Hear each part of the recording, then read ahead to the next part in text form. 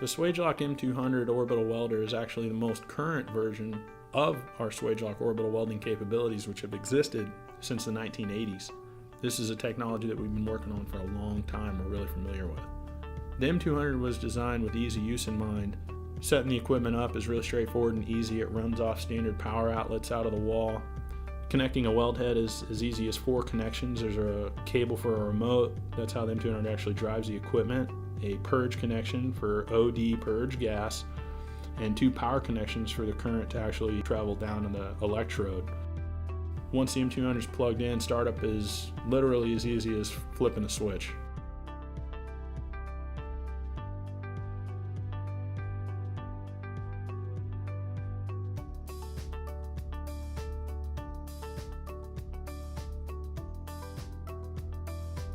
One of the best features about the M200 is how easy it is to create a program or a procedure for welding. Using auto create function in the equipment, all that's necessary for the user to come up with is the name of the procedure and the name of the programmer. Everything else is based on a drop-down menu determined by what material you're working with and what purge gas you have, what type of joint you want to make.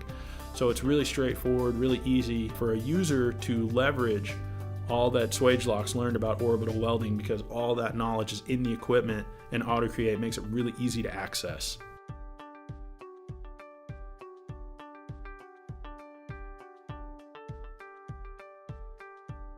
Swagelok manufactures several different sizes of weld heads to accommodate material from 16th inch all the way up to 4 inch. What we've done in order to minimize the amount of components is create collets for these weld heads and their associated fixture blocks. So switching a fixture block for, say, the 20H weld head, which will accommodate 1/2 inch to 2 inch tubing, is as simple as changing a few collets with a handful of screws. This allows one fixture block to handle tubing sizes from, again, 1/2 inch to 2 inch.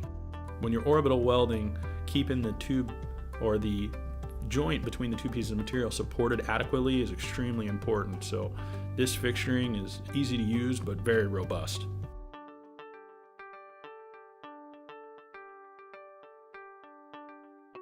In addition to making sure the fixture block has appropriate size collets, the electrode has to be positioned correctly for each size of tubing.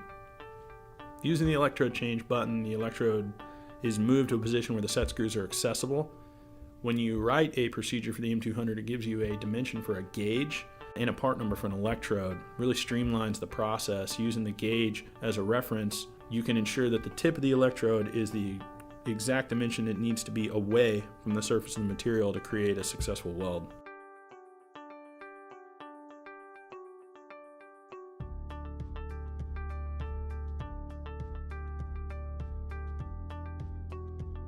We talked a little bit about how important the fitment is, the joint between the 2 pieces of material before you actually do the weld. And we've got several pieces of equipment to help accommodate that, one of which is the facing tool. This is a pretty straightforward piece of equipment. It's a drill motor that runs a carbide bit around the end of the tube. We still recommend cutting the tube as square as possible, either using a tube saw or a tube cutter, but this equipment removes all burrs, makes sure the end of the tubing is square, flush, ready to go. Again, it's a fusion weld, so we want everything as square and true and straight as possible.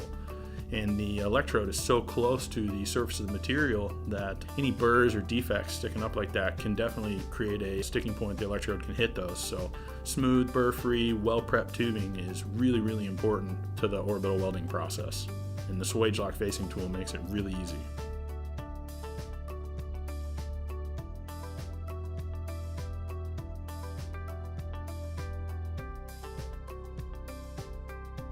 When using the M200, supplying inert purge gas through the ID and OD of the tubing is really important. Flow and pressure through the inside of the piece help support the weld bead and keep it clean. So we use a pressure regulator to drop the bottle pressure down to an acceptable level, and then we use a flow meter to set a desired flow through the inside of the piece. And then we use a Magnehelic pressure gauge to check that pressure inside of the piece before we make the weld. Once the fixture block is prepared and all your other prep work is done, one of the last steps is to actually put the tubing into the fixture block. This is simplified using another Swagelok centering gauge. This actually gives your first piece of material a reference point so that it's right in the middle of the fixture block, and when the second piece is inserted, it butts right up against the first piece, and that's how we ensure that that joint is centered in the fixture block. To install the weld head into the fixture block when the tubing joint is ready, it's simple as sliding the weld head into place. There's a simple locking mechanism to make sure the weld head is held securely into the fixture block. So all the setup leads to this. Once everything's positioned, the payoff comes with the press of a button. The green start button initiates the weld procedure. You may have to manually turn on the ID purge gas. Everything else is now controlled by the machine. So on the screen of the M200, you will see a status wheel to show where the electrode's at, what it's doing.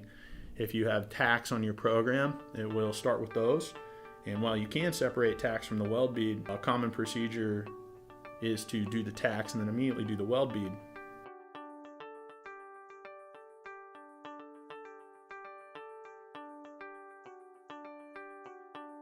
The electrode will start the weld and it will actually delay just for a couple of seconds depending on the material size.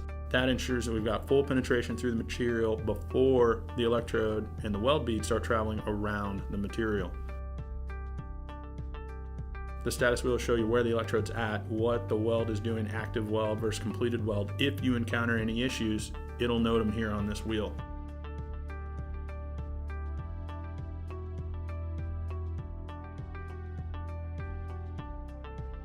The entire process is pretty well contained once the weld head is assembled to the fixture block. And at this point, your setup is repeatable unless you're making dramatic changes to the pieces you're welding. You can reuse electrodes multiple times as long as they're not fouled or dirty. So we can be really efficient from this point forward. And the program that we wrote using the auto create function, it's designed to give the user high quality results as quickly as possible so that you can be as efficient as possible with the equipment.